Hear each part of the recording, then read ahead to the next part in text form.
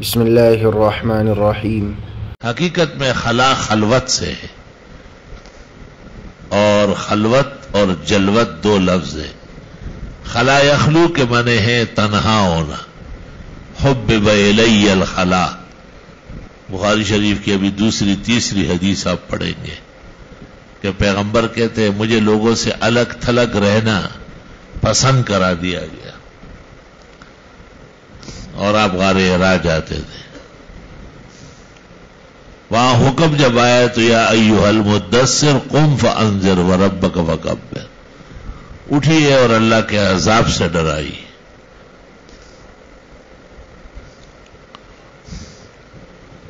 علماء کہتے ہیں یہ جلوت کا حکم ہے، جہاں لوگ ہوں گے وہ خلا نہیں ہے، وہ جلا ہے۔ تو جب آدمی کے پاس ساز و سامان نہ ہو ہدایت کا، علم اور ارشاد نہ ہو، تو پھر خلوت بہتر ہے۔ صوفیہ کرام اس لیے جنگل اور پہاڑ اور دشت وغیرہ اختیار کرتے ہیں کہ ان کے پاس فسق و فجور اور ماحولیات کے مقابلے کا سامان نہیں ہے، اور علماء کرام مقام جلوت میں ہے، اس لیے علماء احسن حالا من الاولیاء۔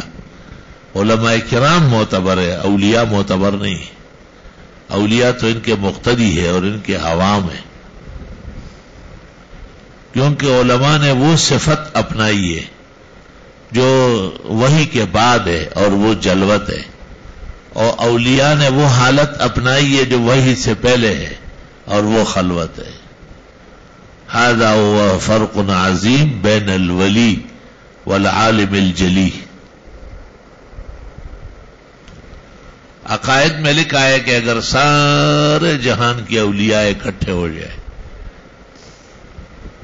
تو ایک عالم ربانی جس کو شریعت عالم کہے، انما یخشی اللہ من عبادہ العلماء یعلمہ علماء بنی اسرائیل، اس تک نہیں پہنچ سکتے۔ یہ سارے جہان کے اولیاء اکٹھے ہو جائے، ایک عالم فقیہ جیسے امام محمد ہے، امام ابو یوسف ہے، ظفر ابن حذیل ہے، محمد ابن شجاع ہے، حسن ابن زیاد ہے، ان تک نہیں پہنچ سکتے، اور سارے جہان کے علماء اکٹھے ہو جائے کسی ایک صحابی کے مقام کو نہیں پہنچ سکتے، اور تمام صحابہ اکٹھے ہو جائے کسی ایک نبی کے برابر بھی نہیں،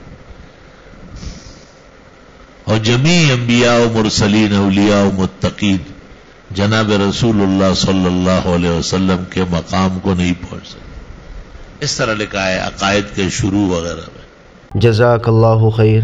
آگے زیادہ سے زیادہ شیئر کریں اور ہمارے چینل کو سبسکرائب کریں۔